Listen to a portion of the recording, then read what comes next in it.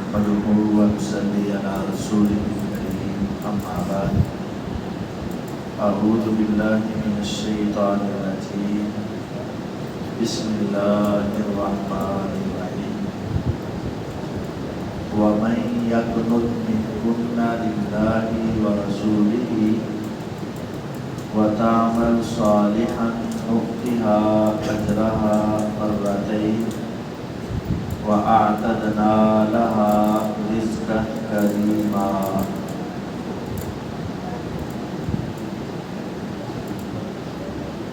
قرآن مجید فرقان حمید کے 22ویں پارے کے آغاز کی 4 آیات کی تلاوت اور ان کا ترجمہ آپ احباب کے سامنے رکھا جاتا ہے. اللہ رب العزت ارشاد فرماتے ہیں وَمَن يَقْنُتْ مِنكُنَّ لِلَّهِ وَرَسُولِهِ وَتَعْمَلْ صَالِحًا نُؤْتِهَا أَجْرَهَا مَرَّتَيْنِ.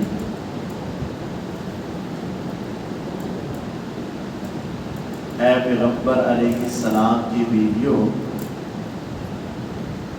تم میں سے جو بھی اللہ اور اس کے رسول صلی اللہ علیہ وسلم کی فرما برداری کرے گی، وَتَعْمَلْ صَالِحًا اور نیک عمل کرے گی، نُؤْتِهَا أَجْرَهَا مَرَّتَيْنِ ہم اس کو اس کا اجر ڈبل عطا کریں گے. وَأَعْتَدْنَا لَهَا رِزْقًا كَرِيمًا اور ہم نے ان بیویوں کے لیے بہت عزت والا رزق جنت میں تیار کر رکھا ہے.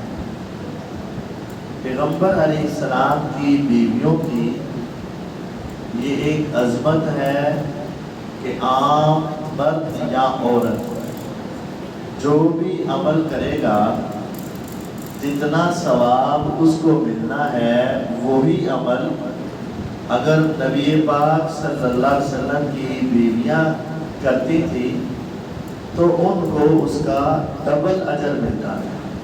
یعنی میں اور آپ اگر قرآن مجید کا ایک حرف پڑھیں تو ہمیں 10 نیکیاں ملتی ہیں، ان کو ایک حرف کے بدلے 20 نیکیاں ملتی ہیں. یا نساء النبی لستن کاحد من النساء اے پیغمبر علیہ السلام کی بیویوں، تم کسی عورت جیسی نہیں ہو. تمہارا مقام اور عام عورتوں کا مقام بہت فرق ہے. ان اتقیتن فلا تخضعن بالقول اگر تمہارے اندر اللہ کا ڈر موجود ہے نا تو جب بھی تم نے کسی مرد سے بات کرنی ہے، کوئی دروازے پر آ جائے، کوئی مسئلہ پوچھنے آ جائے تو اپنی آواز میں انتہائی نرمی نہیں رکھنی. کیوں؟ نرم آواز کی وجہ سے بسا اوقات کوئی ایسا شخص بھی آ سکتا ہے دروازے پر جس کا ایمان درست نہیں. فَيَطْمَعَ الَّذِي فِي قَلْبِهِ مَرَضٌ تو آپ کے بارے میں طمع کرے گا، خیالات وسوسے پیدا کرے گا وہ شخص جس کے دل میں بیماری ہے، منافقت ہے. تم نے آواز ذرا گرجدار زوردار رکھنی ہے، لیکن یہ بھی ہے وَقُلْنَ قَوْلًا مَعْرُوفًا بات تم نے اچھی کرنی ہے، کوئی برا بنا نہیں. وَقَرْنَ فِي بُيُوتِكُنَّ وَلَا تَبَرَّجْنَ تَبَرُّجَ الْجَاهِلِيَّةِ الْأُولَى اپنے گھروں میں بیٹھی رہو، بلا مقصد اپنے گھروں سے نہ نکلو، اور جاہلیت کی جو پہلی زیب و زینت کا طریقہ کار ہوتا تھا اس طرح کی زیب و زینت نہ بناؤ. وَأَقِمْنَ الصَّلَاةَ وَآتِينَ الزَّكَاةَ نماز قائم کرتی رہو، زکوٰۃ ادا کرتی رہو، وَأَطِعْنَا اللَّهَ وَرَسُولَهُ اور اللہ اور اس کے رسول صلی اللہ علیہ وسلم کی اطاعت بھی کرتی رہو۔ إِنَّمَا يُرِيدُ اللَّهُ لِيُذْهِبَ عَنْكُمُ الرِّجْسَ أَهْلَ الْبَيْتِ، اللہ تعالیٰ ارادہ کرتے ہیں کہ تم سے ہر قسم کی پلیدگی کو، گندگی کو دور کر دے۔ اہل البیت اے اہل بیت، وَيُطَهِّرَكُمْ تَطْهِيرًا اور وہ تمہیں خوب اچھے طریقے سے پاک کرنا چاہتا ہے۔ پیغمبر علیہ السلام کی بیویوں کے احکامات جاری ہیں اور اللہ تعالیٰ نے آگے ان کو ایک ٹائٹل دیا، ایک انعام اور ایک درجہ دیا۔ فرمایا انما یرید اللہ، اللہ تعالیٰ تو چاہتے ہیں لیذہب عنکم الرجس، ہر قسم کی گندگی پلیدگی تم سے دور کر دیں۔ اہل البیت اے اہل بیت، ویطہرکم تطہیرا اور وہ تمہیں خوب اچھے طریقے سے پاک کرنا چاہتے ہیں۔ وَاذْكُرْنَ مَا يُتْلَى فِي بُيُوتِكُنَّ اور تم تلاوت کرتی رہو، پڑھتی رہو جو تمہارے گھروں میں اللہ تعالیٰ کی آیات اور پیغمبر کی حدیثیں پڑھی جاتی ہیں۔ إِنَّ اللَّهَ كَانَ لَطِيفًا خَبِيرًا، بے شک اللہ تعالیٰ بہت مہربان ہے، بہت خبر رکھنے والا ہے۔ اس آخری آیت میں اللہ تعالیٰ نے نبی کریم صلی اللہ علیہ وسلم کی بیویوں کو قرآن اور حدیث کی تلاوت کرنے اور تعلیم لیتے اور دیتے رہنے کا حکم دیا۔ آیات اللہ سے مراد قرآن ہے اور حکمہ سے مراد حدیث ہے۔ اللہ تعالیٰ نے قرآن کو بھی نازل کیا ہے اور حدیث کو بھی نازل کیا ہے۔ قرآن اور حدیث دونوں اللہ تعالیٰ کی طرف سے وحی ہے۔ یہ آیات بینات ہیں۔ پیغمبر علیہ السلام کی ازواج مطہرات کا ذکر کرتے ہوئے اللہ تعالیٰ نے اہل البیت کا ذکر کیا ہے۔ اب یہ دو لفظ ہیں، اہل اور بیت، اس کو ہمارے ہاں اہل بیت کہا جاتا ہے۔ چونکہ وہ عربی ہے، ہمارے یہاں پنجابی کہہ لیں یا اردو کہہ لیں، اہل بیت جس کو ہم اہل کہتے ہیں، اصل میں وہ حمزہ کی زبر کے ساتھ ہے اہل۔ جس کو ہم بیت کہتے ہیں اس کو اصل میں بیت ہے۔ اہل کا معنی ہوتا ہے والے اور بیت کا معنی ہوتا ہے گھر۔ تو اہل کا معنی والے، بیت کا معنی گھر۔ ان دونوں کے درمیان میں ایک ہے الف لام، اہل البیت، اہل البیت، ان کو ملا کر اہل البیت۔ الف لام کا معنی ہوتا ہے خاص۔ اب یہ تین معنی ہو گئے، والے، خاص، گھر۔ تو جب اس کو اکٹھا کریں گے تو خاص گھر والے، گھر والے تو ہم بھی ہیں، آپ بھی ہو، سبھی ہیں، سب کا گھر ہے، لیکن ہم خاص گھر والے نہیں، خاص گھرانہ نہیں۔ خاص گھر والے، وہ گھر کس کا ہے اور اس گھر والے کون ہے؟ وہ گھر ہے محمد صلی اللہ علیہ وسلم کا، اور ان کے گھر والے جو ہوئے تو وہ خاص گھر والے ہوئے، وہ اہل البیت ہیں۔ اب آپ کے اہل البیت کون ہیں؟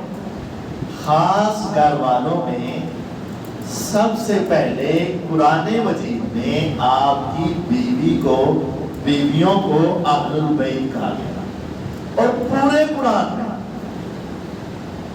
قرآن میں جس جگہ پر بھی اہل البیت کا ذکر آیا، 11ویں سپارے میں آیا، 12ویں سپارے میں آیا، اور اسی طرح اللہ تعالیٰ نے 19ویں پارے میں ذکر کیا سورۃ نمل کے اندر مختلف مقامات پر 20ویں پارے کے اندر بھی ذکر کیا ان کا. تو یہ کئی ایک مقامات پر اہل البیت کا ذکر ہے. پورے قرآن میں صرف بیویوں کو اہل بیت کہا گیا. جو شخص حدیث نہیں مانتا اس کے نزدیک اہل البیت صرف بیویاں ہیں. لیکن ہمیں اسی آیت میں قرآن کے ساتھ حدیث کو ماننے کا بھی حکم دیا گیا. حدیث پاک میں اہل البیت کا دائرہ ذرا وسیع ہوا تو آپ علیہ السلام نے اپنے اہل بیت میں اپنے چچا کو داخل کر دیا. آپ کے چچا عباس رضی اللہ عنہ آپ نے ان کو اپنے اہل بیت میں شامل کیا اور ان کی اولاد قیامت تک اہل البیت ہے. اسی طرح آپ نے اپنے ایک چچا کے بیٹوں کو اہل بیت میں شامل کیا. صحیح مسلم کی حدیث ہے. حضرت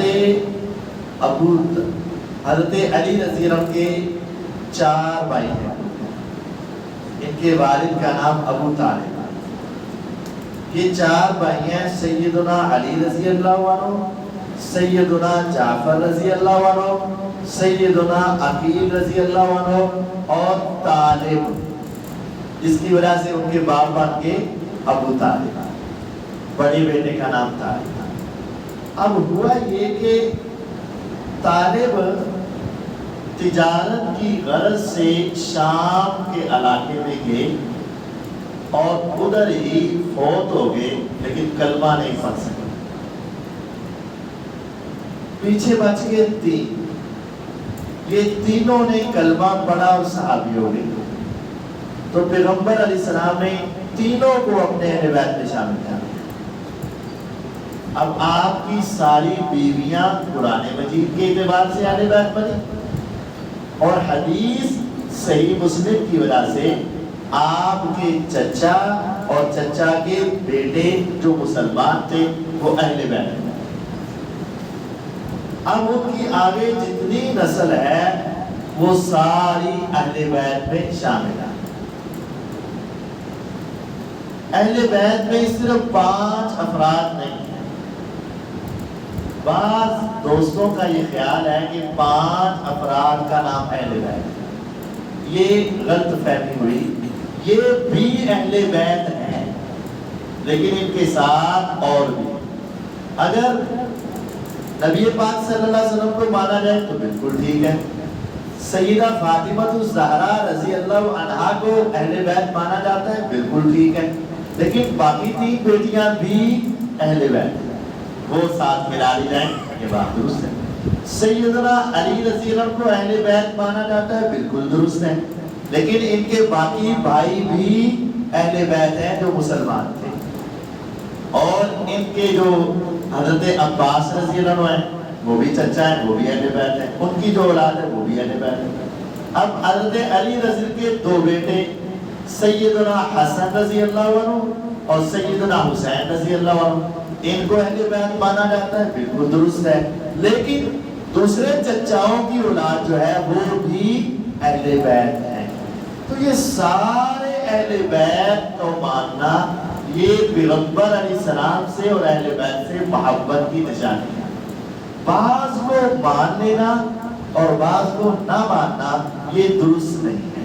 سنیے گا ایک حدیث اہل بیت کے فضائل میں. رسول اکرم صلی اللہ علیہ وسلم حج کے موقع سے واپس آ رہے ہیں اور آپ نے وہ حدیث 2 طرح بیان کیا. آپ نے فرمایا لوگوں انما انا بشر یوشک ان یاتینی رسول ربی فاوجی. میں ایک انسان ہوں اور ہر انسان اس دنیا میں ہمیشہ رہنے کے لیے نہیں آیا. کوئی نیک ہے یا بد، چاہے اللہ کا مقرب ہو چاہے نہ ماننے والا ہو، ہمیشہ دنیا میں رہنے والا.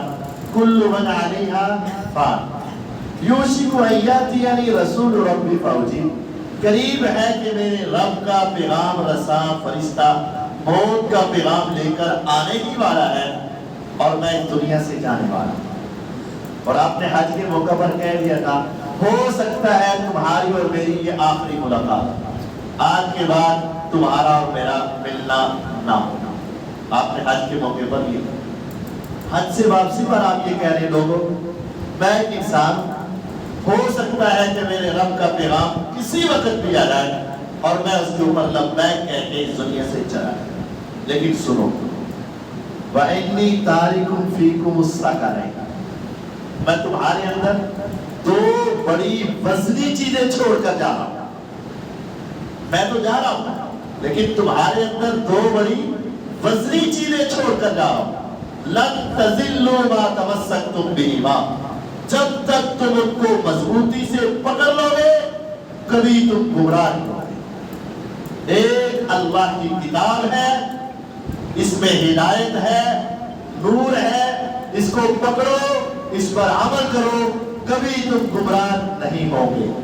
اور ایک میرے اہل بیت ہیں، ان کی طرز زندگی کو دیکھو اور ان کے نقش قدم پر چلو اور ان سب سے محبت کرو، تم کبھی گمراہ نہیں ہوگے۔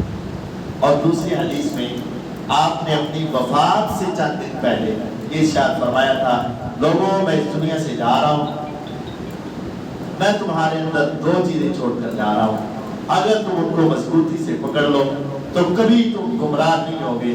ایک اللہ کی کتاب ہے اور دوسری میری سنت یعنی حدیث ہے، اگر تم ان کو مضبوطی سے پکڑ لو گے تو کبھی گمراہ نہیں ہوگے۔ اس کا مطلب ان دونوں حدیثوں کو ملائیں تو ہدایت لینے کے سیدھا رستہ لینے کے لیے ہمیں تین چیزیں رسول اکرم صلی اللہ علیہ وسلم دے کر گئے، قرآن، حدیث اور اہل بیت۔ ان تینوں سے چمٹ جانے والا کبھی گناہ نہیں ہوگا اور ان تینوں میں سے کسی ایک کو چھوڑنے والا ہدایت پر نہیں دے گا۔ اب تینوں کو پورا ماننا ہے۔ قرآن ہدایت ہے اور 114 صورتیں ہی ہدایت ہے، اور اگر کوئی میرا دوست یا بھائی 100 صورتیں تو مان لے اور 14 صورتیں نہ مانے تو ہدایت مکمل حاصل نہیں ہو سکتی۔ اگر کوئی میرا بھائی احادیث میں سے آدھی حدیثیں تو مان لے اور آدھی نہ مانے تو مکمل ہدایت نہیں آئے گی۔ اسی طرح اہل بیت میں سے آدھے اہل بیت کو تو مانے اور آدھے کو نہ مانے تو مکمل ہدایت نہیں آئے گی۔ پورے اہل بیت سے چمٹ جانا یہ ایمان ہے، پورے قرآن سے چمٹ جانا یہ ایمان ہے، اور تمام صحیح احادیث کو مضبوطی سے تھام لینا یہ ایمان ہے۔ اب اہل بیت کے حوالے سے چند باتیں، یہ بیت عنوان کافی وسیع ہے، چند باتیں آپ کے سامنے رکھوں۔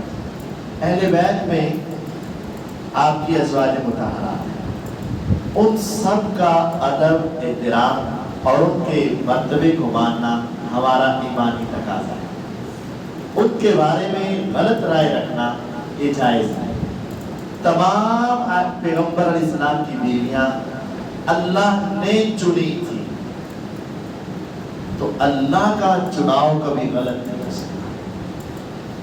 آپ جانتے ہیں سیدہ خدیجہ رضی اللہ تعالی عنہا نبی علیہ السلام کی سب سے پہلی بیوی تھی، اور پیغمبر علیہ السلام کو ان کے ساتھ بے پناہ محبت، بے پناہ عقیدت تھی۔ آپ نے ان کو دنیا میں جنت کی ضمانت دی۔ حضور علیہ السلام گھر میں تشریف لائے اور سیدہ خدیجہ رضی اللہ عنہا آپ کے لیے کھانے کا بندوبست کر کے لا رہی تھی، ابھی کمرے میں نہیں آئی، تو پیغمبر علیہ السلام کے پاس وحی آ گئی۔ حضور علیہ السلام کے پاس جبریل علیہ السلام آئے اور کہا اے نبی پاک صلی اللہ علیہ وسلم، سیدہ خدیجہ رضی اللہ عنہ آ رہی ہیں، جب آئیں نا تو ان کو بشرہ بالجنہ، ان کو جنت کی خوشخبری دینا اور ان کو کہہ دینا کہ اللہ نے تمہارے لیے جنت میں ایک ایسا موتی کا محل بنایا ہے، پورا اتنا بڑا موتی ہے، اس موتی کے اندر محل بنایا ہے۔ خوبی یہ ہے لا صخب فیہا ولا نصب ولا وصب، نہ وہاں شور آئے گا، نہ اکتاہٹ ہوگی، نہ تھکاوٹ ہوگی، اور اس جنت کے محل کے اندر بیٹھ کر باہر کی ساری جنت نظر آئے گی اور باہر سے اندر کا کچھ حصہ نظر نہیں آئے گا۔ پیغمبر علیہ السلام کو ان کو حکم ہوا کہ سیدہ خدیجہ رضی اللہ عنہ کو جنت کی بشارت دے۔ نبی پاک صلی اللہ علیہ وسلم نے ان کی زندگی میں کسی اور عورت سے شادی نہیں، جب وہ اس دنیا سے چلی بھی گئی نا، پیغمبر علیہ السلام ان کے ساتھ محبت کا یہ اظہار فرماتے۔ کبھی کبھی گھر میں اچھا کھانا پکتا تو آپ کہتے برتن میں ڈال دو اور میں اس کو کسی کے پاس دینے جانا چاہتا ہوں۔ پوچھا جاتا حضور آپ تصور میں لائیں کہ حضور نے برتن پکڑا ہو اور آپ کسی گلی میں چل رہے ہو اور کسی دروازے کو کھٹکھٹایا ہو اور آپ نے وہ برتن ان کو تھمایا ہو اور حضور آگے پوچھا حضور کس کو دے کر آئے؟ کہا آج مجھے خدیجہ یاد آ رہی رضی اللہ عنہ، تو میں ان کی سہیلی جو تھی نا عورت، بوڑھی عورت، میں اس کے گھر میں دے آیا ہوں۔ چلو خدیجہ نہیں، خدیجہ کا خاوند تو موجود، میں خدیجہ رضی اللہ عنہ کی یاد میں ان کی سہیلی کو یہ ساتھ دے۔ حضور ایسا کیا اور آپ اکثر ان کا ذکر کرتے۔ ایک مرتبہ اپنی عائشہ رضی اللہ عنہ نے کہہ دیا حضور کیا آپ ایک بوڑھی عورت جس کی پہلے بھی شادیاں ہوئی تھی اور اس کے رخسار پیلے ہو چکے ہوں گے، بوڑھی عورت، اس کو آپ یاد کرتے رہتے ہیں، ہم جوان ہیں، کنواریاں تھیں، تو آپ ہمارے سامنے بھی اس کے ذکر کرتے ہیں۔ فرمایا تمہیں کیا پتا، جب میں مکے کی وادی میں نکلتا تھا لوگ مجھے تانے دیتے تھے، آوازیں کستے تھے، مارتے تھے، زخم لگاتے تھے، لیکن جب میں گھر میں آتا تھا خدیجہ میرے مرہم پٹی کرتے ہوئے میرے حوصلے کو بڑھا دیا، میرے دل کو سہارے دے دیا کرتی تھی، اپنے مال کو اسلام کے لیے خرچ کر دیا کرتی تھی۔ اس خدیجہ رضی اللہ عنہ کے اسلام پر اور میرے اوپر اتنے احسانات ہیں کہ میں محمد صلی اللہ علیہ وسلم کبھی اس کو بھلا نہیں سکتا۔ تو یہ اہل بیت، ان کا تذکرہ اور ان سے عقیدت و احترام رکھنا بھی ہمارے ایمان کا حصہ ہے۔ ان کی ایک لمبی داستان، حضور کی 11 بیوی، ان سب کا تذکرہ تو ایک وقت میں مشکل ہے، لیکن ایک بیوی کا ذکر کر کے آپ کی بیٹیوں اور دوسری طرف سیدہ عائشہ رضی اللہ عنہ، آج بہت سارے افراد ان کے بارے میں بھی غلط رائے رکھتے ہیں، غلط سوچ رکھتے ہیں، حالانکہ پتہ ہے ان کا نکاح کیسے ہوا۔ حضور علیہ السلام کو اللہ تعالیٰ نے خواب کے اندر جبریل علیہ السلام کو بھیج کر ان کی تصویر 3 مرتبہ دکھائی اور کہا اس عورت کو اللہ نے آپ کے لیے پسند کر دیا۔ اب میں اور آپ اپنی بیٹی کے لیے یا اپنے بیٹے کے لیے جان بوجھ کر غلط رشتے کا انتخاب، ہمیں دھوکہ ہو جائے تو ہو جائے، لیکن کوئی بھی اپنی اولاد کے لیے غلط انتخاب، تو اللہ تعالیٰ کو دھوکہ ہو سکتا ہے؟ نہیں ہو سکتا۔ اللہ تعالیٰ کا چناؤ غلط ہو سکتا ہے؟ نہیں ہو سکتا۔ اللہ تعالیٰ جس چیز کو اپنے پیغمبر علیہ السلام کے لیے پسند کرے وہ غلط ہو ہی نہیں سکتا۔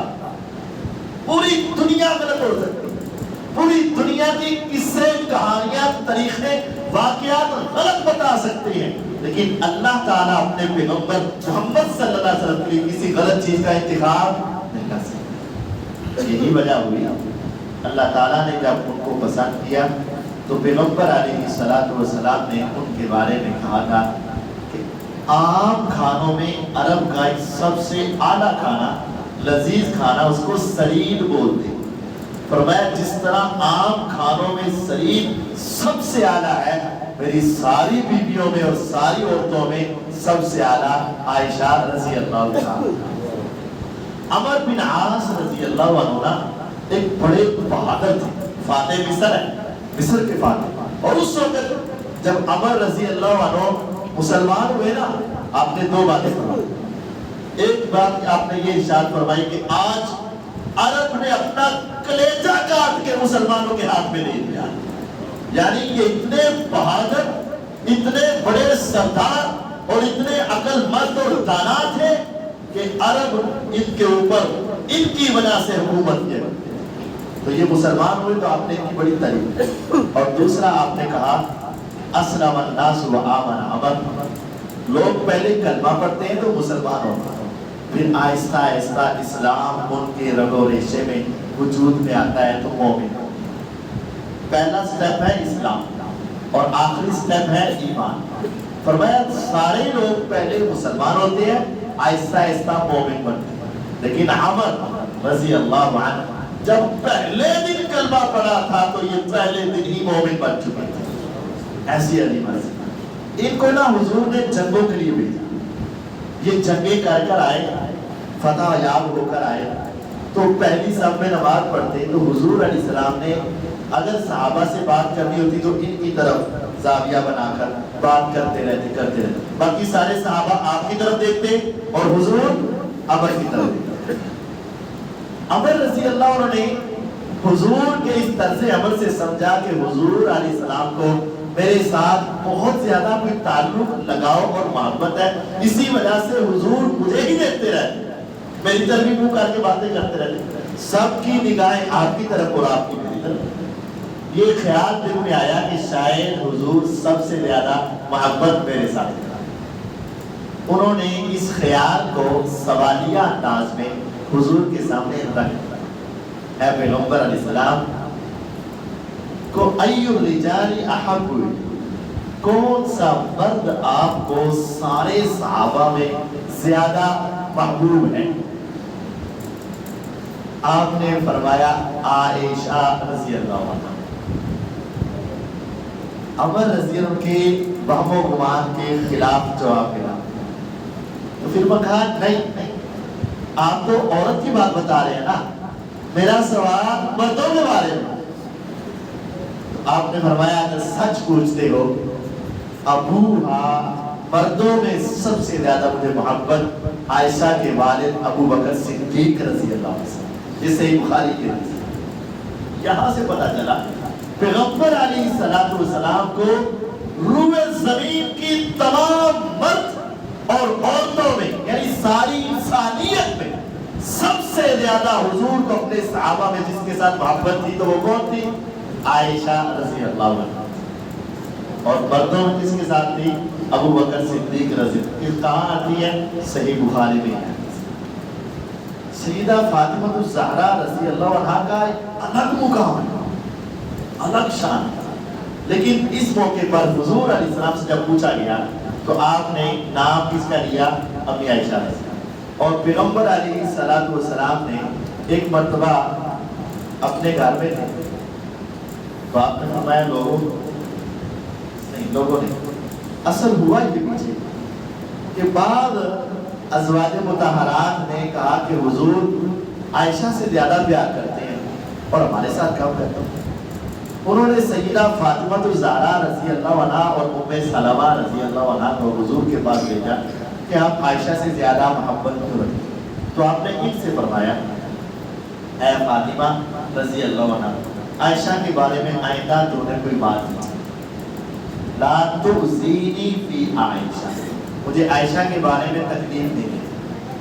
اور ام سلمہ رضی اللہ عنہ سے فرمایا سنو، تم ساری بیویاں بہت اعلیٰ درجے کی، لیکن میں کسی کے گھر میں بستر پر موجود ہوں، اس کے بستر پر آسمان سے جبریل وحی لے کر نہیں آتے، سوائے عائشہ رضی اللہ عنہا کے ان کی طہارت، ان کی صداقت، ان کی امانت، ان کی دیانت، ان کا درجہ، ان کا مقام، ان کی رفعت، ان کی بلندی، ان کا اللہ سے تعلق اس قدر زیادہ ہے، ساری بیویوں کا مقام اپنی جگہ پر، لیکن کسی کے بستر پر جبریل وحی لے کر نہیں آتے، کھڑے رہتے ہیں جب تک میں اس بستر سے الگ نہیں ہوتا، وحی نہیں آتی۔ صرف ایک بستر ہے کہ جس پہ میں لیٹا بھی ہوا ہوں تو آسمان سے جبریل آ جایا کرتے ہیں، اور وہ بستر سیدہ عائشہ رضی اللہ عنہ۔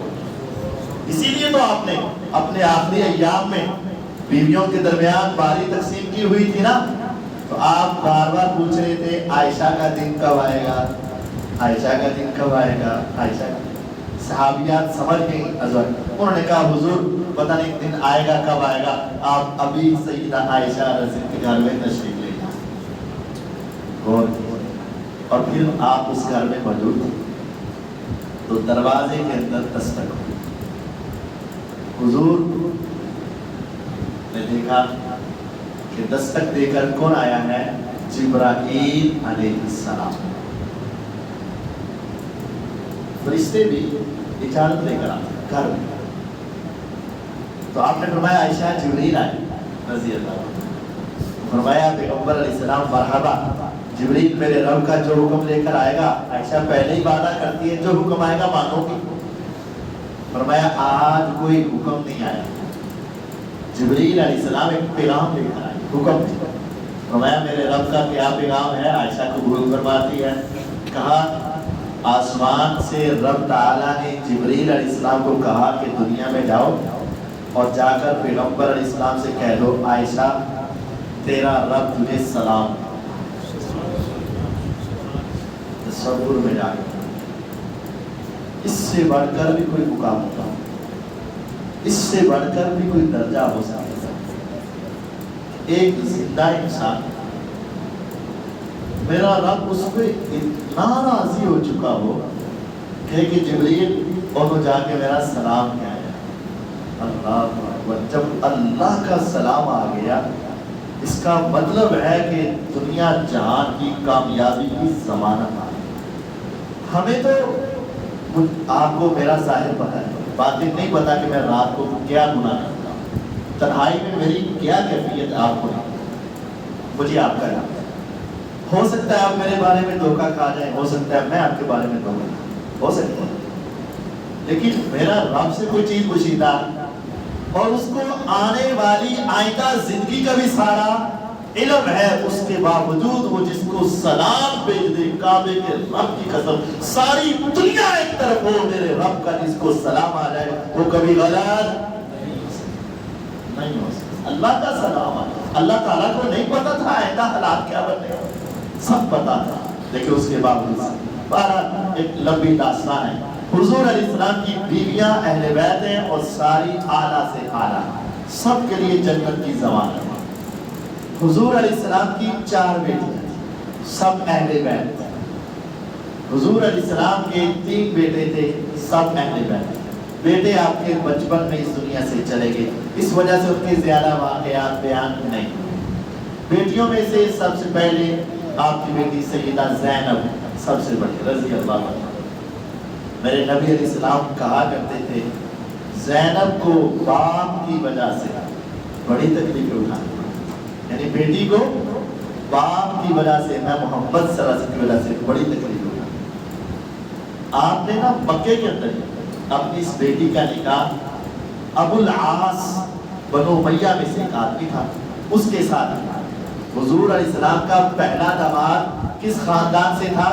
بنو امیہ میں سے. آج ان کو گالی دینے والے ذرا غور و فکر کریں. حضور کے داماد کا خاندان، آپ نے ان سے نکاح کر دیا. اس وقت مسلمان اور کافر کا نکاح جائز تھا. انہوں نے کلمہ تو نہیں پڑھا تھا لیکن رشتے دار تھے، نکاح کر دیا. اس کے بعد بدر کا ایک مارکہ ہوا.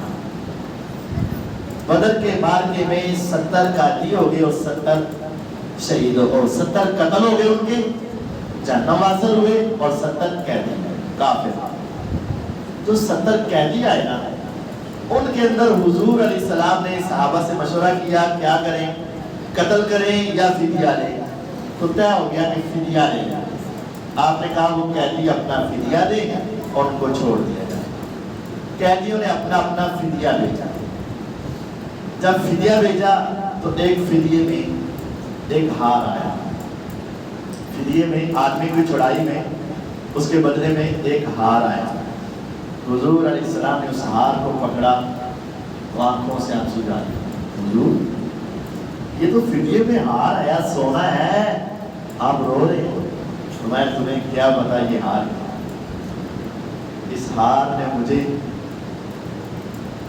خدیجہ رضی اللہ عنہ یاد کروا دی. کہا حضور کو کیسے؟ کہا میری بیوی کے گلے میں ہار تھا. جب اس نے اپنی بیٹی سیدہ زینب کا نکاح کیا تو ماں نے اپنا ہار اتار کر بیٹی کے گلے میں ڈال دیا.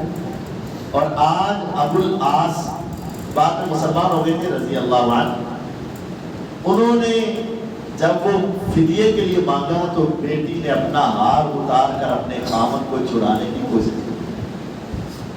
اے مسلمانوں، اگر تم اجازت دو تو میں ہار واپس کر دوں تاکہ خدیجہ کی یاد تازہ رہے اور باقی رہے، اور اگر نہیں مانو گے تو میں اس کو تمہارے درمیان تقسیم کر دوں گا۔ انہوں نے کہا آپ واپس کر دیں اور اس کو چھوڑ دو۔ ابو العاص جانے لگے تو آپ نے فرمایا ابو العاص، آپ کو حکم یہ آیا ہے کہ مسلمان اور کافر کا نکاح نہیں ہو سکتا، ایسا کر تم چلے جاؤ اور میری بیٹی کو وہاں سے مدینہ بھیج دے۔ کہ ابو العاص، اور انہوں نے اپنا وعدہ پورا کیا، حضور کی بیٹی کو روانہ کیا۔ جب روانہ کیا نا تو ایک شخص پیغمبر علیہ السلام کی بیٹی کو نیزہ مارا جو ان کی کوکھ میں لگا، اور ایسا زخم آیا کہ اس کی وجہ سے آپ کی یہ بیٹی شہید ہو گئی، فوت ہو گئی۔ حبار بن اسود اس کا نام۔ فتح مکہ کے موقع پر نا آپ نے سب کو معاف کرا۔ حبار اس وقت آیا اور اس نے کہا حضور مجھے بھی معاف کرا۔ فرمایا میں نے سب کو کر دیا، تو اسپیشل کیوں آیا؟ کہا آپ کو نہیں پتا کہ آپ کی بیٹی کو وہ دکھ اور شہادت کی موت تک پہنچانے والا میں ہی بدقسمت ہوں۔ پیغمبر علیہ السلام نے اس کو بھی معاف کیا۔ پھر آپ کہا کرتے تھے کہ میری بڑی بیٹی نے میری وجہ سے بڑی تکلیف ہو گئی، وہ فوت ہو گئی۔ ان کی ایک بیٹی تھی امامہ بنت زینب، حضور علیہ السلام نے اس کو اپنے پاس رکھا۔ حضور علیہ السلام نے اس کو اپنے پاس رکھا۔ حضور اس کے ساتھ اتنا پیار کرتے، کئی مرتبہ مسجد نبوی میں نماز پڑھانے کا موقع آتا، حضور اس بیٹی کو اٹھا کر اپنے ساتھ لے آتے، نوازی کو اٹھا کر لے آتے اور اپنے کندھوں پر اٹھا کر نماز پڑھانی شروع کر دیتے، اور کبھی اپنے ہاتھوں میں اٹھا کر نماز پڑھانی شروع کر دیتے۔ یہ نہیں ہے آج بچے آتے ہیں شور کرتے ہیں، خرابی ہے، لیکن ان کا آنا بھی ہمارے لیے باعث رحمت ہے۔ اور حضور کو اپنی اس بیٹی سے اتنا پیار کہ اس کی جو نشانی تھی حضور اس کو اپنے ساتھ رکھتے اور نماز تک میں لے کر اس کے ساتھ نماز پڑھتے۔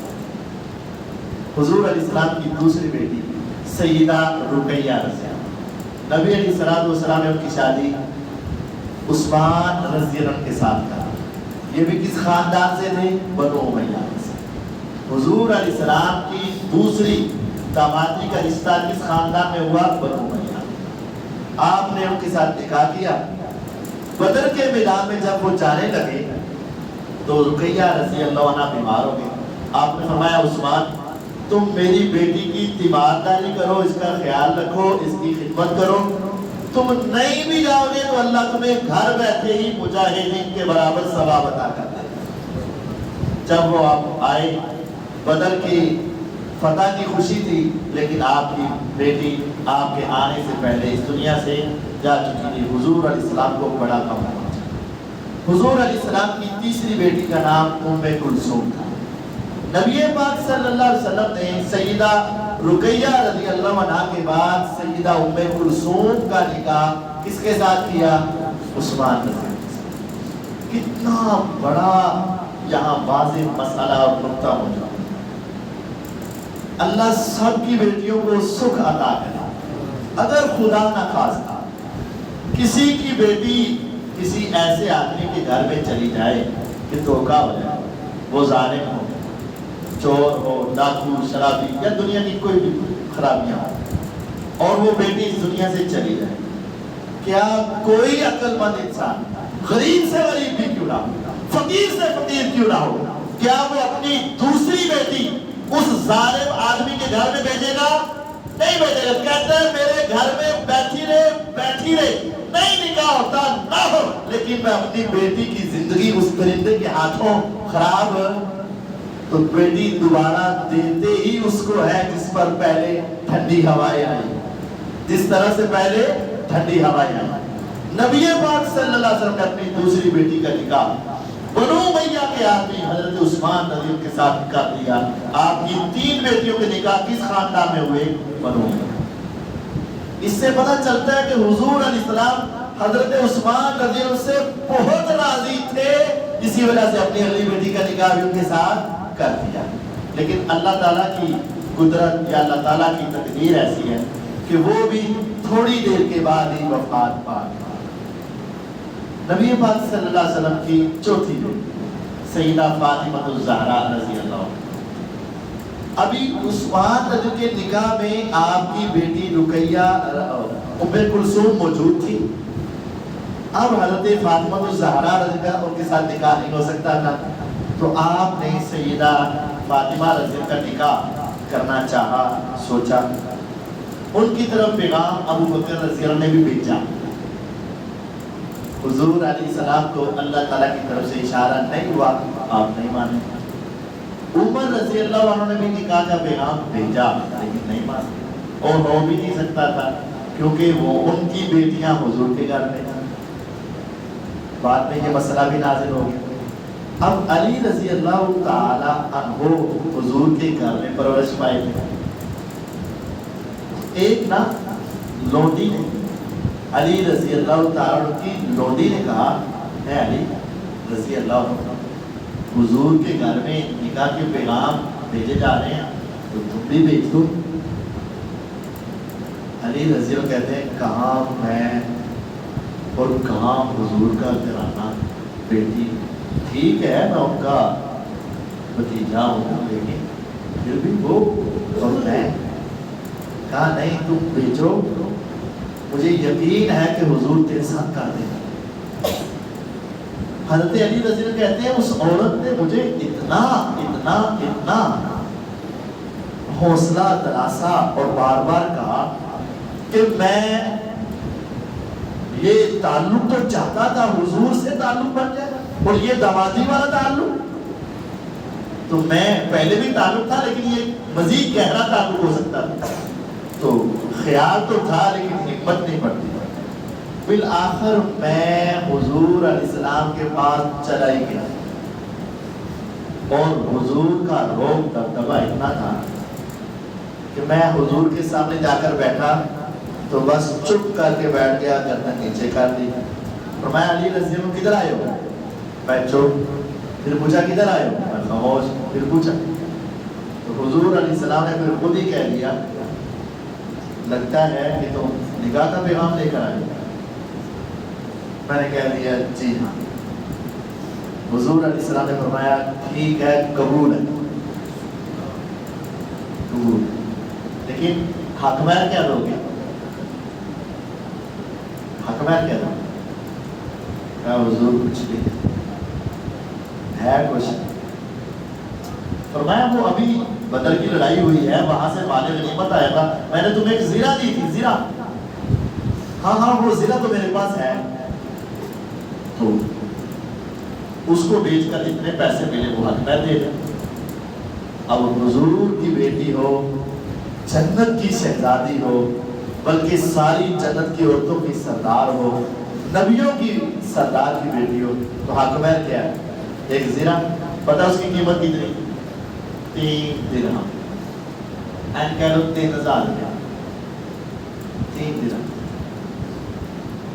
اور پتہ ہے پھر وہاں کس کے احسان تھے علی رضی اللہ عنہ. آج جن کو برا بھلا کہتے ہیں یہ دنیا، اہل بیت کا نام لے کر علی رضی اللہ عنہ اپنی زیرہ بیچنے کے لیے چلے. عثمان بیٹھتے ہیں علی کدھر جا رہے ہیں؟ زیرہ بیچنے. کہا کتنے کی ملے گی؟ کچھ 3-4 درہم ملے گی. اور بھائی کیا کرنا ہے، یہ تو جہاد والا سامان اور تم مجاہد بہادر آدمی ہو، اس کو بیچو. کہا ایک بڑا سخت ضرورت پڑ گئی ہے کہ حضور کی بیٹی سے نکاح کا ارادہ ہے، یہ حق مہر دینا. کہا زیرہ اپنے پاس رکھو، تیرے حق مہر کا انتظام عثمان کرے رضی اللہ عنہ. اب دکھاؤ نا یہ محبت کا. پھر حضور کی بیٹی کے رہائش کے لیے گھر چاہیے، گھر بھی تو چاہیے تھا نا. وہ گھر کس نے دیا تھا؟ وہ گھر سیدنا عثمان رضی اللہ عنہ نے خرید کر علی رضی کو تحفے کے اندر دیا.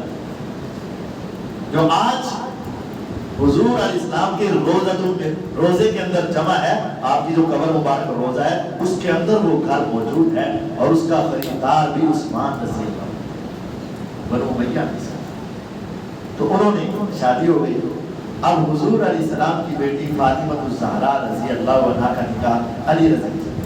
فاطمہ رضی اللہ عنہا کے بارے میں پیغمبر علیہ السلام نے کہا تھا سیدۃ نساء اہل الجنہ، جنتی عورتوں کی سردار سیدہ فاطمہ الزہرا رضی اللہ۔ فرمایا پیغمبر علیہ السلام نے جس نے فاطمہ سے محبت رکھی، اس نے جن نے ان کی عقیدت رکھی، اس نے میرے ساتھ محبت رکھی، جس نے اس کے ساتھ قوت رکھا، اس نے میں محمد صلی اللہ علیہ وسلم کو ستایا۔ سیدہ فاطمہ الزہرا رضی اللہ عنہا کا احترام کرنا، ان کی عظمت کو پہچاننا، ان کے مقام کو پہچاننا، یہ ہمارے ایمان کا حصہ ہے۔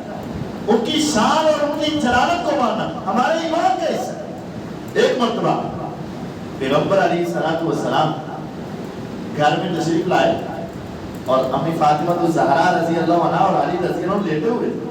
حضور علیہ السلام آئے اور آپ نے کہا لیٹے رہو، اور حضور بھی اسی بستر پر چلے گئے، اور وہاں جا کر پوچھا گیا، کہا بیٹی فاطمہ تہجد کا کیا حال ہے؟ جب تک میرے گھر میں تھی پڑھتی تھی، اب شادی ہو گئی ہے تو اب بھی تہجد پڑھتی ہو کہ نہیں؟ اے بیٹے علی رضی اللہ عنہ، تہجد کی کیا کیفیت ہے؟ حضور علیہ السلام اپنی بیٹیوں سے بے پناہ محبت بھی رکھتے تھے، اور ان کی ایمانی کیفیت کا خیال بھی رکھا کرتے تھے۔ ہمیں بھی اپنی اولادوں سے محبت اور ان کی ایمانی کیفیت کا خیال بھی رکھنا چاہیے۔ حضور علیہ السلام کے داماد عثمان رضی اللہ عنہ بھی تھے، لیکن وہ اہل بیت نہیں، کیونکہ دامادی کی وجہ سے اہل بیت نہیں ہوتا۔ ابو العاص بھی آپ کے داماد تھے، لیکن وہ اہل بیت نہیں، کیونکہ دامادی کی وجہ سے اہل بیت نہیں۔ اور حضور کی باقی بیٹیوں کی جو اولاد تھی، چونکہ وہ حامدہ کی طرف نسبت جاتی ہے، وہ بھی اہل بیت نہیں، لیکن آپ کے چچا کے بیٹے علی رضی اللہ عنہ، ان کی اولاد بھی اہل بیت۔ علی رضی اللہ تعالیٰ عنہ، ان کی تفصیل کے ساتھ میں انشاءاللہ ایک درس دینا ہے، پوری ڈیٹیل علی رضی کے اوپر، لیکن ایک دو باتیں تو ضرور اس طرح سب کی کر رہا ہوں وہ کرتا ہوں۔ علی رضی اللہ تعالیٰ عنہ کو نبی کریم صلی اللہ علیہ وسلم نے ایک بار ارشاد فرمایا ہے علی، تیری وجہ سے دو گروہ ہلاک ہو جائیں گے، تباہ ہو جائیں گے، محب مفرد و مبغض مفرد۔ جو محبت میں آگے بڑھ گیا وہ بھی ہلاک ہوگا، اور جو بغض میں آگے بڑھ گیا وہ بھی ہلاک ہوگا۔ علی رضی اللہ تعالیٰ عنہ ایک ایسا ترازو ہے، نہ ادھر جھکنے دینا ہے نہ ادھر جھکنے دینا ہے، درمیان میں رکھو گے تو انصاف ہو جائے گا۔ نہ تو اتنی محبت کرو کہ علی کو اللہ بنا لو۔ آج کچھ لوگوں نے ایسا کیا ہوا ہے، اور نہ ہی ایسا کہ تم ان سے نفرت کرو، نفرت کرنے والے کا بھی ایمان ضائع، اور محبت میں غلو کرنے والے کا بھی ایمان ضائع۔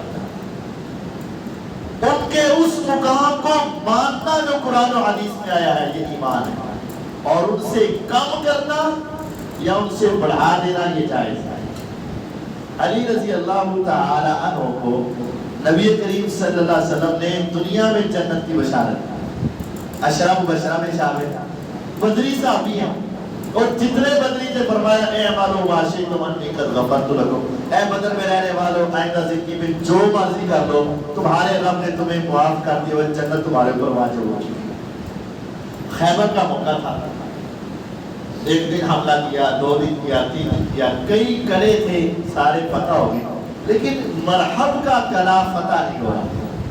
کئی بادشاہوں کے کڑے تھے، سرداروں کے کڑے تھے، باقی سارے فتح ہو گئے۔ ایک قلعے کا نام ناعم تھا اور اس کا سردار مرحب تھا، وہ قلعہ فتح نہیں ہوا۔ مسلمانوں نے کئی مرتبہ حملہ کیا، آپ نے فرمایا اچھا کل صبح میں اس کے ہاتھ میں جھنڈا دوں گا جس کے بارے میں دو ٹائٹل ہیں. ایک یہ ہے اس کے دل میں اللہ اور اس کے رسول صلی اللہ علیہ وسلم کی سچی محبت ہے، یعنی بندہ پکا ہے، سچا ہے. اور دوسرا اس سے بڑھ کر ہے کہ یہ محبت یک طرفہ نہیں ہے، آسمان والا رب بھی اس کے ساتھ محبت کرتا ہے اور میں محمد صلی اللہ علیہ وسلم بھی اس کے ساتھ محبت کرتا ہوں. یعنی دونوں طرح سے محبت. اس کے دل میں اللہ تعالیٰ کی محبت سچی ہے اور اللہ تعالیٰ بھی ان کے ساتھ محبت کرتا ہے، اور اس کے دل میں پیغمبر علیہ السلام کی سچی محبت ہے اور حضور بھی اس کے ساتھ سچی محبت کرتا ہے. اور فرمایا اللہ تعالیٰ اس کے ہاتھ میں فتح دے گا. اب آپ نے کل کا کہا تھا کل دوں گا، اب ساری رات کیسے گزرے؟ کل کب آئے تو پتہ چلے. صحابہ سوئے نہیں رات، باتیں بھی کرتے ہیں.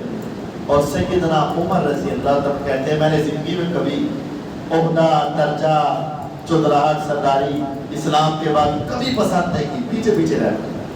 لیکن آج جو یہ اللہ تعالیٰ کی طرف سے محبت کا اعلان تھا نا، یہ حضور علیہ السلام نے وحی کے ذریعے بتایا، اپنی مرضی سے نہیں بتایا، اللہ تعالیٰ کی وحی کے ذریعے. فرمایا یہ جو ٹائٹل تھا نا، یہ دل میں آ رہا تھا کاش مجھے مل جائے.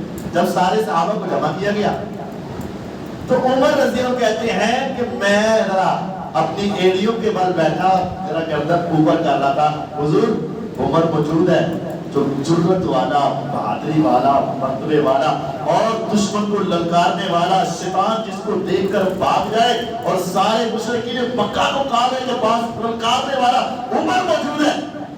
منافقین کو للکارنے والا عمر مجھے دیں گے.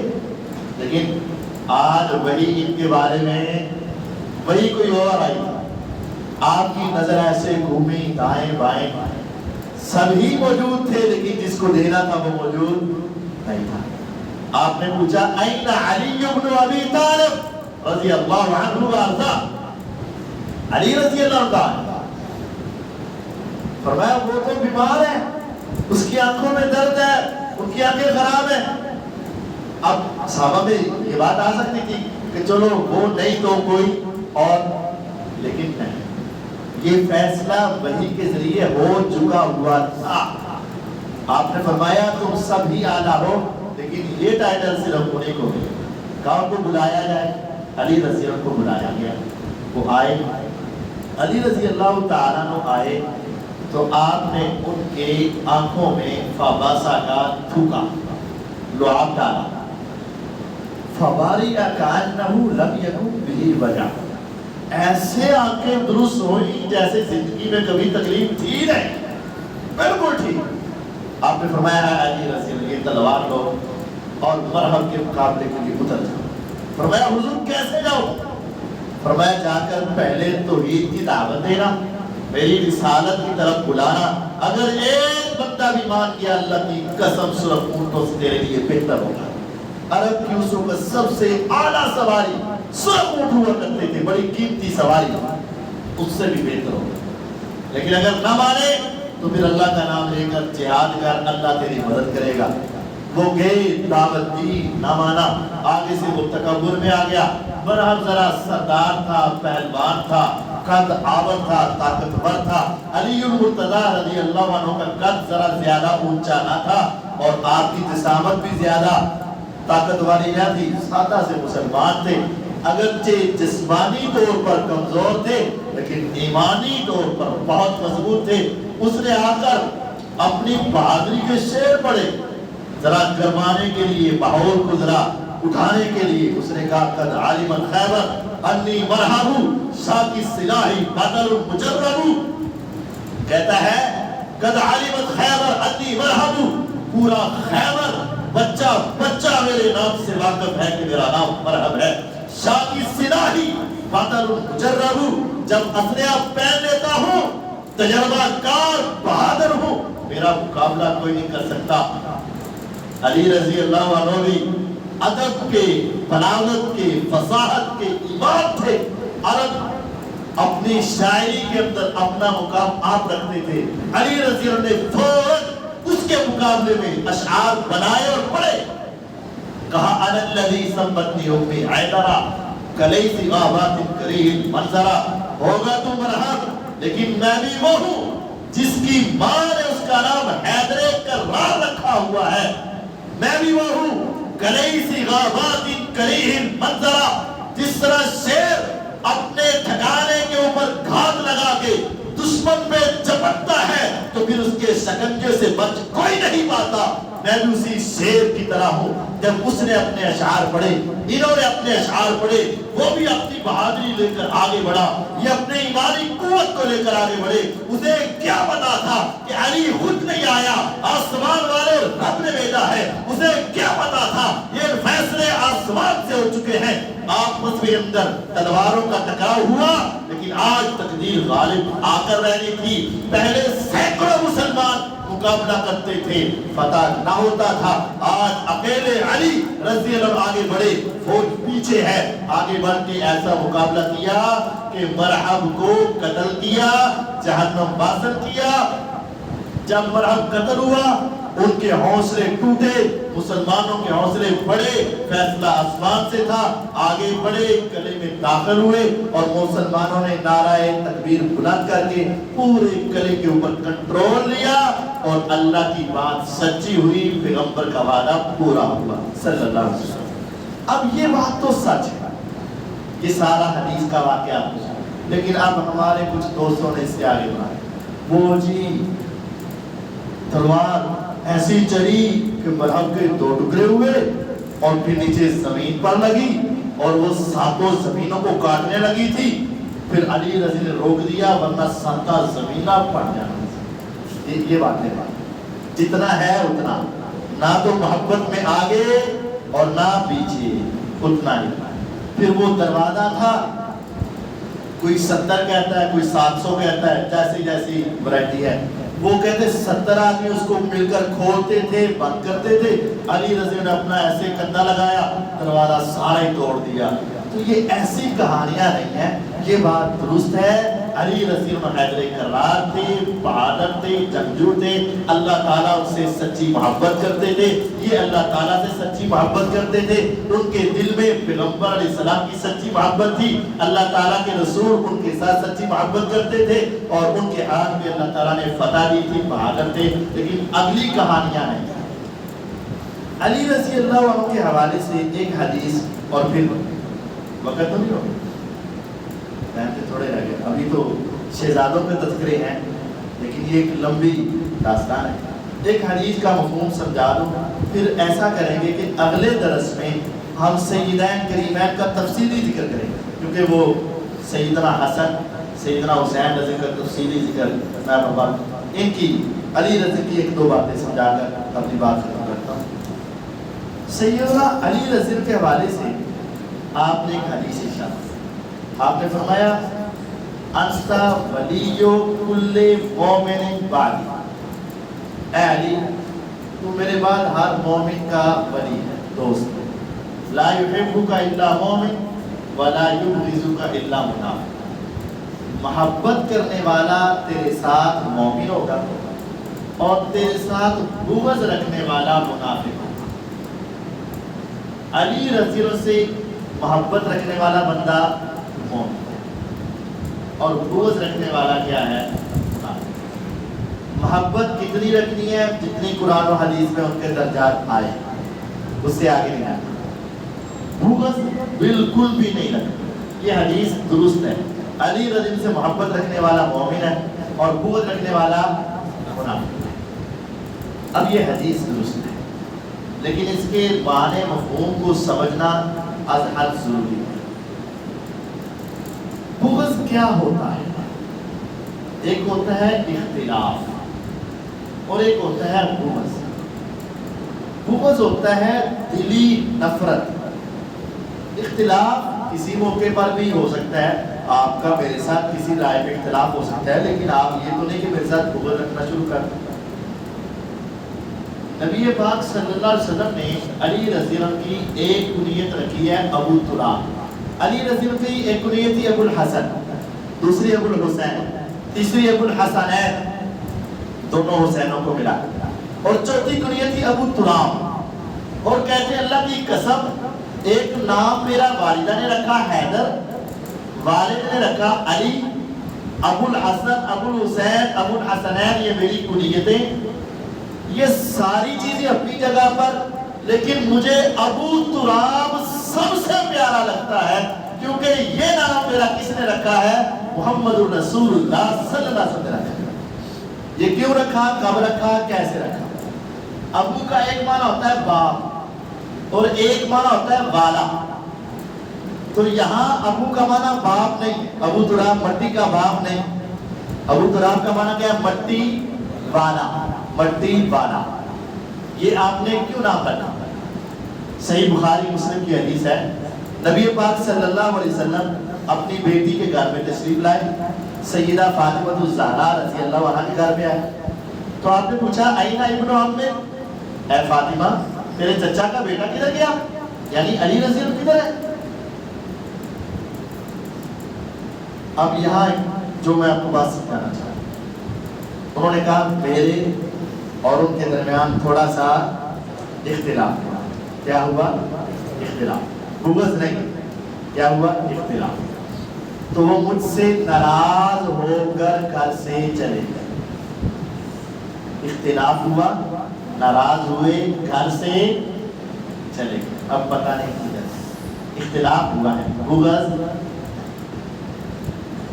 نبی پاک صلی اللہ علیہ وسلم نے بیٹیوں کو بسانے کا طریقہ بھی بتایا۔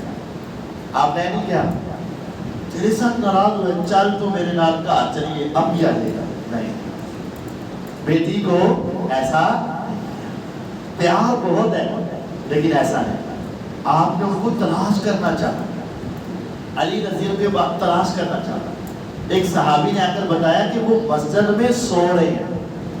اب یہاں داماد کا احترام بھی حضور نے ہمیں سکھایا۔ ایک تو یہ ہو سکتا تھا کہ پیغمبر علیہ السلام کہتے ہیں بلاؤ اس کو، بیٹے کی شکل میں بھی تھے، صحابی بھی تھے، چھوٹے بھی تھے، داماد بھی تھے، لیکن آپ نے ایسا نہیں۔ آپ نے فرمایا کہاں ہے؟ مسجد میں؟ اچھا میں خود جاتا ہوں۔ پیغمبر علیہ السلام وہاں پہنچے، علی رضی اللہ تعالیٰ سوئے ہوئے، چادر باندھتے تھے، دھوتی باندھتے تھے، تو چادر تھوڑی سی جسم سے ہٹ گئی اور نیچے پٹی پر ہی لیٹے ہوئے، وہ فقیر درویش آدمی تھے، تو مٹی ان کے جسم پر لگ گئی۔ تو آپ نے جا کر کہا قم یا ابا تراب، اے مٹی والے اٹھو، اے مٹی والے اٹھو، اور اپنے ہاتھ سے آپ نے ان کی مٹی کو جھاڑا اور کہا قم یا ابا تراب، اے مٹی والے اٹھو۔ جب علی رضی نے حضور کو دیکھا تو جلدی سے اٹھ گئے، حضور آپ؟ میں چلو گھر۔ تو حضور علیہ السلام نے گھر بھیجا، صلح کروا لی، گھر چھوڑا۔ اب یہاں تو بات ہے، اگر کوئی شخص اس حدیث کو دیکھ کر جی علی رضی اللہ سے محبت ایمان کی نشانی اور بغض منافقت کی نشانی، اگر کوئی آدمی بدبخت ہی ہوگا جو اس حدیث کو لے کر امی فاطمہ پر فٹ کرے گا، تو کیا ہوگا؟ ہم کہیں گے اختلاف ہوا تھا، بغض نہیں تھا، اختلاف ہوا تھا، بغض نہیں تھا۔ اختلاف اور ہے اور بغض اور ہے، اختلاف ہونا اور بات ہے، بغض ہونا اور بات۔ یہ حدیث ان پر فٹ نہیں ہو سکتی، اگر کوئی کرے گا تو ہم اس کی زبان کھینچیں گے۔ اسی طرح سیدنا علی رضی اللہ تعالیٰ عنہ کا ایک مسئلے میں اختلاف سیدنا عباس رضی اللہ سے ہوا، جو باغ فدق اور اموال بنی نذیر تھے، ان کی نگرانی کے لیے عمر رضی اللہ نے ان دونوں کو مقرر کیا، عباس رضی اللہ کو اور علی رضی اللہ تعالیٰ، یہ دونوں ان کے نگران تھے۔ ان کا آپس میں اختلاف ہوا، صحیح بخاری مسلم میں حدیث میں اختلاف اپنی جگہ پر ہوا، لیکن بغض علی رضی اللہ کا اپنے بھائی عقیل رضی اللہ سے اختلاف ہوا۔ عقیل رضی اللہ دونوں اہل بیت ہیں، وہ کیسے؟ جس طرح معاویہ رضی اللہ تعالیٰ عنہ شام میں تھے، علی رضی اللہ تعالیٰ عنہ کوفے میں آئے، ان کا آپس میں کیا ہوا؟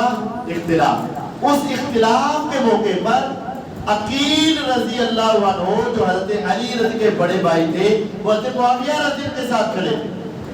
تو آج بعض لوگ اس حدیث کو پیش کرتے ہیں، بیان کرتے ہیں سوشل میڈیا پر کہ علی سے محبت رکھنے والا مومن ہے بغض رکھنے والا منافق ہے۔ پھر نعوذ باللہ یہ حدیث بیان کر کے حضرت معاویہ رضی اللہ عنہ کو منافق قرار دیتے ہیں۔ ہم ان سے کہتے ہیں رکو، ان کے گروہ میں حضرت عقیل بھی ہیں، اہل بیت ہیں، کیا تم اس اہل بیت کو بھی نعوذ باللہ؟ بھائی نہیں، اختلاف اور ہے اور بغض اور ہے۔ جس طرح سیدنا علی رضی اللہ عنہ کا سیدہ فاطمہ الزہرا رضی اللہ عنہ سے اختلاف ہوا، لیکن بغض والی حدیث فٹ نہیں کریں گے۔ علی رضی اللہ عنہ کا عباس رضی اللہ تعالیٰ سے اختلاف ہوا، بغض والی حدیث فٹ نہیں کریں گے۔ علی رضی اللہ تعالیٰ کا عقیل رضی اللہ تعالیٰ کے ساتھ اختلاف ہوا، بغض والی حدیث نہیں بیان کریں گے۔ اس لیے صحابہ کے درمیان یہ حدیث بیان کرنا درست نہیں ہے۔ روایت درست ہے لیکن اس کا جو عنوان لوگوں کے اندر مشہور ہو چکا ہے وہ درست نہیں ہے۔ سارے صحابہ آپس میں کیا تھے؟ رحماء بینہم، ان کا آپس میں بغض و عداوت نہیں تھا۔